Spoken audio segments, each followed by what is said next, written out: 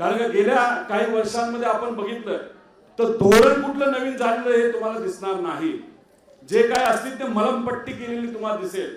जेव्हा हे घाबरलं सरकारमधले नेते घाबरले लोकसभेचा निकाल लागल्यानंतर, मग त्यांनी विचार केला आता काय करायचं.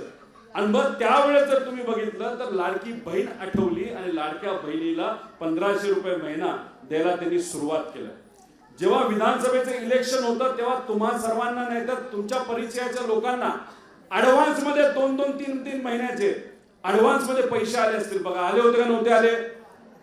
काही लोकांना 4500 रुपये अचानक आले, 7500 रुपये अचानक आले, 4-4, 5-5 महिने आधी देऊन टाकले.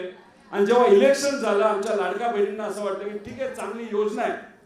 आणि मग जेव्हा इलेक्शन झालं त्यानंतर महिन्याचं पैसे वेळ देण्यासाठी आता आपल्या सर्वांना लढावा लागतो. ठीक आहे, ती योजना वाईट आहे असं आम्ही म्हणणार नाही, पण माता भगिनींनी हे विचार केला पाहिजे. आज नोकऱ्या मिळत नाहीत, आज महागाई परवडत नाही, आज शेतकरी कष्ट करून सुद्धा त्याच्या हातामध्ये 4 पैसे मिळत नाही. ही आजची आर्थिक परिस्थिती असल्यामुळे आज 1500 रुपये सुद्धा आपल्याला चांगले वाटतात, नाही तर जास्त वाटतात. खऱ्या अर्थाने ही दुर्दैवी गोष्ट आहे. आज जर नोकऱ्या मिळाल्या, आपली मुलगी आज शिकते, कॉलेजमध्ये आहे, कॉलेज झाले, तिला जर 25-30 हजाराची नोकरी मिळाली तर कोणाला बरं वाटेल? आज जर आपल्या मुलाला 30 हजाराची नोकरी मिळाली, कोणाला बरं वाटेल?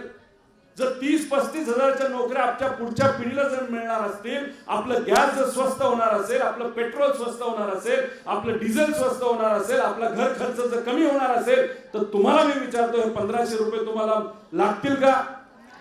पण नाही, मलमपट्टी ह्याला धोरण म्हणत नाही, ह्याला अजिबात धोरण म्हणत नाही. कारण हे फक्त मलमपट्टी आहे. आणि खऱ्या अर्थाने जर आपल्याला आपलं धोरण बनवायचं असेल तर येत्या काळामध्ये तुम्हा सर्वांना लढावं लागेल, रस्त्यावर उतरावं लागेल. पण फक्त तुम्ही उतरून चालणार नाही, इथं असलेल्या सर्व नेत्यांना सुद्धा रस्त्यावर उतरावं लागेल. आणि रस्त्याची लढाई ही आपल्या सर्वांना तिथं लढावी लागेल. एवढंच या ठिकाणी आपल्या सर्वांना सांगतो.